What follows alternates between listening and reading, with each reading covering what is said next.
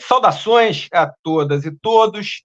Este é o canal Ponto de Partida das Ideias e o tema do vídeo de hoje é o que foi o 8 de janeiro de 2023. Um momento traumático, né, da vida pública brasileira. O golpe malogrado, digamos assim, ele ainda tem vários desdobramentos ainda a gente conhecer, né? Porém, assim, quando a gente pensa nisso, quem larga na frente, né, tem uma análise, tem uma certa primazia. Eu estou dizendo isso porque o nosso convidado de hoje, cerca de 3 meses após esse evento da marcha da extrema-direita sobre os 3 poderes, aquela marcha insana, né, já produzia uma análise, uma tentativa de aproximação que está presente num livro chamado Como Não Fazer um Golpe de Estado, que o professor Francisco Teixeira escreveu em conjunto com Karl Schuster, e que foi editado pelo selo EDUP, da Universidade Federal de Pernambuco, né? A título de apresentação, obviamente muito reduzida, porque o currículo do professor Francisco é muito extenso, né? Eu devo informar que ele é historiador, doutor em História Social pela Universidade Federal Fluminense, a UF, com estágio na Universidade Livre de Berlim e é professor titular aposentado da Universidade Federal do Rio de Janeiro, a UFRJ. Professor, indo direto ao ponto, né? O que foi o 8 de janeiro de 2023? Olá, prazer estar aqui e conversar sobre esse fato, um ano atrás, praticamente, que abalou profundamente a democracia no Brasil. Bom, em primeiro lugar, explicar um pouquinho, né, dessa rapidez em fazer o livro. O livro saiu uns 3 meses depois do fato do 8 de janeiro, mas, na verdade, eu procurei utilizar no livro uma longa experiência que eu tive dentro do Ministério da Defesa, né, em vários governos seguidos, no GSI, quando eu fui parte do GSI, nas 2 gestões de Dilma Rousseff e como professor emérito da Escola de Comando do Estado-Maior do Exército Brasileiro.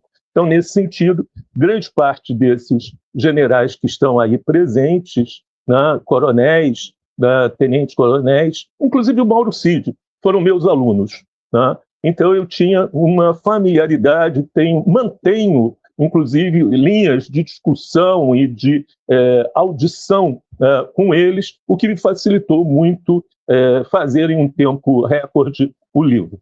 Bom, o que foi o 8 de janeiro? Eu acho que a gente pode começar dizendo que ele não foi 2 coisas.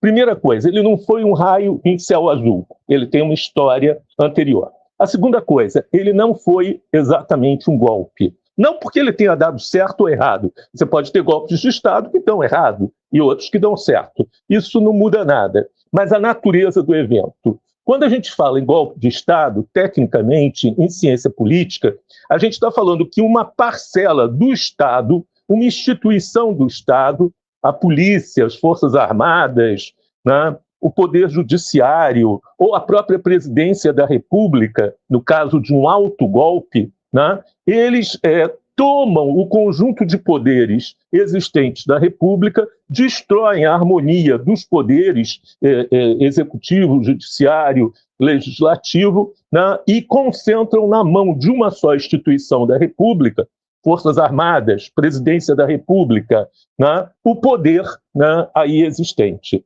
O que aconteceu no dia 8 não foi um golpe de Estado. Tecnicamente, não teve nenhuma fração do Estado guiando o processo, embora tivesse participação de instituições do Estado, como, por exemplo, a Polícia Militar do Distrito Federal. E temos que esclarecer até que ponto a participação também das Forças Armadas, particularmente do Exército. Mas eles não tentaram tomar o poder. O que se viu no dia 8 de janeiro foi uma insurreição. Foi um levante feito, né, pelos seguidores do chamado bolsonarismo, do ex-presidente, então, Jair Bolsonaro, que tomaram prédios, destruíram, depredaram, etc. e tal, criando uma situação na expectativa deles de incapacidade do governo agir, de ingovernança no país. Essa situação de caos que deveria se reproduzir em São Paulo, Belo Horizonte, Rio de Janeiro, etc., é que criaria as condições para, então, se vir a público forças chamadas forças da ordem, ou que se querem como forças da ordem, para, então, desfechar o golpe. Então, em primeiro lugar, a gente tem uma insurreição na expectativa de se ter, então, um golpe decorrente da insurreição, declarando o presidente em exercício, o presidente eleito, recém-possado, Lula da Silva, como incapaz, incompetente para manter a ordem pública. E isso legitimaria o golpe. Isso falhou no momento, um momento muito tenso, um momento muito difícil, a partir das 14 horas da tarde de domingo, de dia 8, quando se viu a dimensão, né, do quebra-quebra, a dimensão da população que estava ali de Brasília e os que chegaram de fora. Nós calculamos hoje em torno de 20 mil pessoas participando do ato, e a inação das chamadas forças da ordem, né? Nem o comando militar do Planalto, nem o comando do Exército, nem o comando da Polícia Federal do Distrito Federal, perdão, da Polícia Militar do Distrito Federal, e aqui uma aspas, né? Um parêntese. A Polícia Militar do Distrito Federal é paga pela União. É a União que é a força que mantém o orçamento da Polícia Militar. Por isso, já antes da posse do Lula, o então ministro Flávio Dino, indicado pela Justiça, tinha advertido o governador de Brasília para que não nomeasse Anderson Torres como secretário de Segurança Pública de Brasília. Ele tinha esse direito porque, enfim, o governo da União que financia a segurança de Brasília. Mas contra essa indicação, o governador do Distrito Federal nomeou o ex-ministro da Justiça de Bolsonaro como chefe da segurança de Brasília. É aí que eu falo que não é um raio em céu azul. Mas voltando aqui, na verdade, ali a partir das 14 horas, o Lula estava em São Paulo, o Dino em Brasília, outras pessoas em outros estados, eles conseguiram ver que eles já não detinham controle sobre a ordem pública em Brasília e que aquilo poderia evoluir, então, para o afastamento do presidente da República.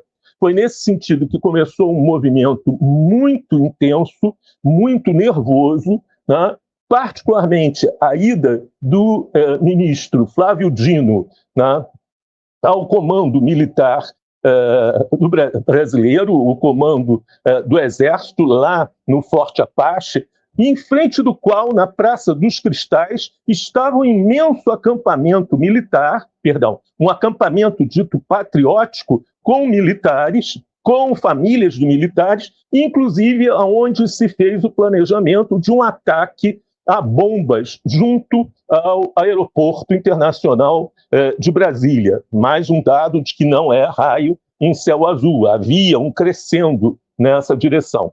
Nesse encontro, o então comandante do Exército, o general Arruda, ele ameaçou claramente o ministro da Justiça e chegou-se a um nível de soco na mesa e de um momento do ministro da Justiça ter medo, verdadeiramente temor, de que fosse preso ali pelo comandante do Exército, já que ele queria começar as prisões e desmantelar o acampamento, e o Exército não permitia. Mais do que isso, por volta de 5 horas da tarde, já com Brasília detonada, vários desses depredadores voltando para a Praça dos Cristais, onde estava o acampamento dito patriótico, o comandante do Exército desdobrou, mobilizou carros de combate.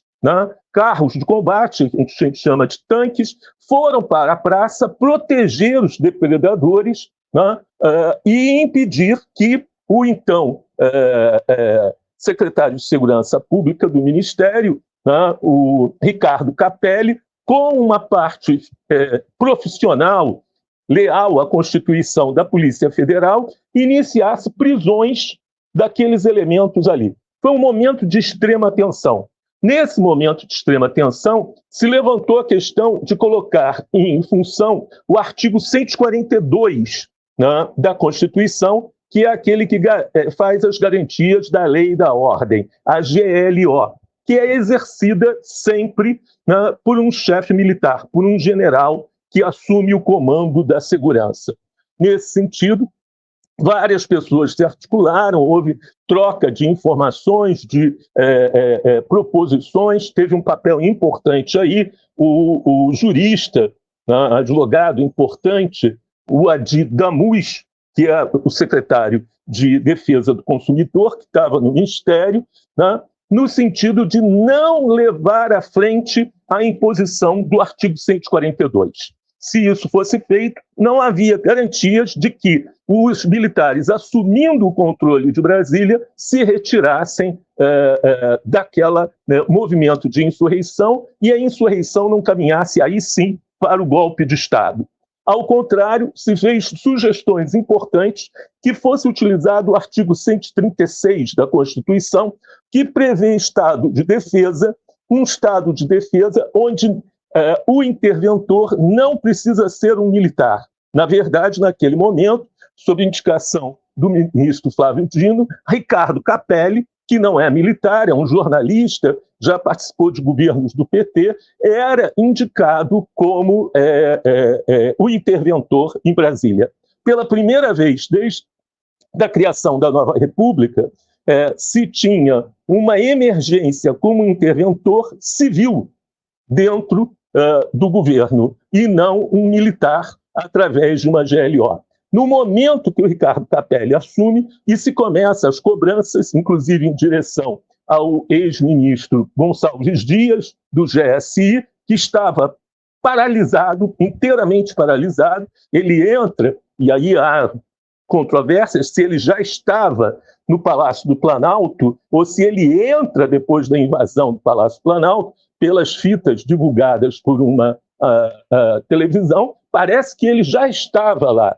E ele não consegue deter os invasores. Nós calculamos que até 3.000 pessoas entraram no Palácio do Planalto, destruindo as dependências, inclusive invadindo a armaria, né, o depósito de armas do Palácio do Planalto. E ele não fez nada, quer dizer, não chamou, né, a responsabilidade o coronel Fernandes da Hora, que era o comandante da guarda presidencial, da defesa do Palácio, né, uma guarda que tem cerca de 900 homens e que tinha pelo menos uns 700, né, à disposição numa garagem de um anexo do Planalto, que não foram chamados para fazer isso. E, além de tudo, né, segundo a declaração logo no dia 11 do presidente Lula, né, o Palácio não foi invadido, as portas foram abertas nesse sentido. Isso cria um problema enorme, porque se pergunta onde estava a guarda do Palácio e por que ela não impediu isso. E depois da invasão, por que o Gonçalves Dias, lá dentro, junto com o coronel Fernandes da Hora, junto com o general Dutra, que era o comandante militar do Planalto, junto com o general Arruda, que era o comandante militar do Exército, não impediram essa destruição, né? Não estou falando nem da praça pública, estou falando do interior do Palácio e de áreas vitais do Palácio, como a armaria do Palácio, né? Então, esse foi um momento de maior tensão e que se teve uma saída, né, extremamente criativa em utilizar um artigo diferenciado, o 136, e não o 142 da Constituição, para evitar uma transferência que não saberíamos as consequências do poder e da segurança da capital federal para os militares. Esse foi o quadro mais importante, né? Por volta de 5h30, 6 horas da tarde, né, a Polícia Federal e parte da PM, né, que passa a controle direto do Ricardo Capelli, já estão iniciando as prisões, já estão fazendo as prisões, mas grande parte dos depredadores vão ser acolhidos na Praça dos Cristais, em frente ao quartel general do Exército, e dali vão se dispersar, né? Quem eram essas pessoas? Nós podemos dizer que o golpe que se seguiria à insurreição tinha 3 pilares. Um primeiro pilar é esse que a gente viu na televisão. Essa massa, a gente calcula em 20 mil pessoas, que foram mobilizadas em Brasília ou através de centenas de ônibus. Algumas foram, inclusive, levadas gentilmente pela PM em procissão até os locais de quebra-quebra, né? Formada principalmente por adeptos do bolsonarismo, pessoas incrivelmente, uma grande participação de pessoas de terceira idade, mas também de pequenos empresários, pequenos lojistas, pequenos produtores rurais que participaram intensamente da destruição em Brasília. Esse é o primeiro pilar. O segundo pilar foi do governo do Distrito Federal. A participação da PM, que em vez de proteger, né, a sede dos 3 poderes, em vez de impedir o avanço da turba, na verdade, eles abriram caminho. E agora sabemos, mais do que isso, né, que foram retirados contingentes e foram mandados para a rua contingentes recém-concursados, mais novos, sem nenhuma experiência em controle de rua, de controle de exclusões populares desse tipo. Isso levou não só à prisão do secretário de Segurança, o Anderson Torres, mas também, ainda agora, de toda a cúpula da PM local, né? Se não foram elementos ativos, foram elementos passivos que propiciaram as condições para a realização do golpe. E o terceiro pilar, né, organizativo do golpe existia dentro dos órgãos da União. E aí eu me refiro, né, ao próprio GSI, o Gabinete de Segurança Institucional da Presidência da República, que deveria prever, avisar, né, controlar esse tipo de ação. A ABIN, que deveria estar fornecendo inteligência ao governo, inteligência prévia. Todos nós já sabíamos, desde sexta-feira, da chegada dos ônibus e do contínuo movimento nas estradas em torno de Brasília. Sabíamos, inclusive, da senha, que era a Festa da Selma, né? Festa da Selma em relação à cidade de Selma, nos Estados Unidos, onde houve um grande movimento pró-direitos civis dos negros, e que a polícia local, né, bateu e prendeu e espancou os manifestantes ali, né? Esses órgãos, o GSI, a ABIN, o próprio Ministério da Defesa, né, o Comando Militar do Planalto, o Comando Militar do Exército, como a Guarda Presidencial, todos os órgãos federais, não fizeram nenhum movimento para deter a destruição e a invasão do Palácio do Planalto nesse momento. Agora, com esse escândalo em torno da ABIN, nós sabemos que, desde 2020, né, logo depois da posse de Bolsonaro, ele tinha criado o que está sendo chamado hoje de ABIN paralela, na verdade se chama Centro de Inteligência Nacional, numa alusão ao Serviço de Inteligência, né, Nacional, o SNI, da ditadura militar, né, e que esse centro, né, com a bênção, né, do chefe da ABIN, tinha uma ligação direta com a família Bolsonaro e tinha uma ação muito clara, e mesmo os elementos que tinham sido deslocados dos seus cargos continuavam tendo atuação dentro da ABIN e sendo privilegiado com as informações da ABIN, né? Então, na verdade, a gente vê 3 pilares: o movimento bolsonarista, as autoridades do Distrito Federal e autoridades federais ainda dentro do Estado e que não tinham sido mudadas.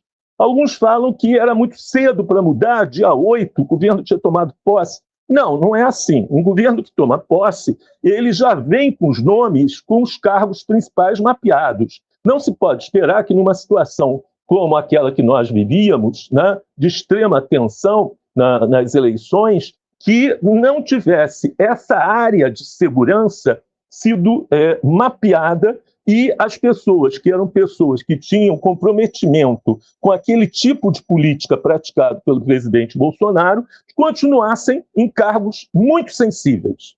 Isso se deveu largamente, e esse é um terceiro ponto fundamental, isso se deveu largamente por um erro de diagnóstico da inteligência ligada ao governo Lula. Na verdade, Lula fez um brilhante processo de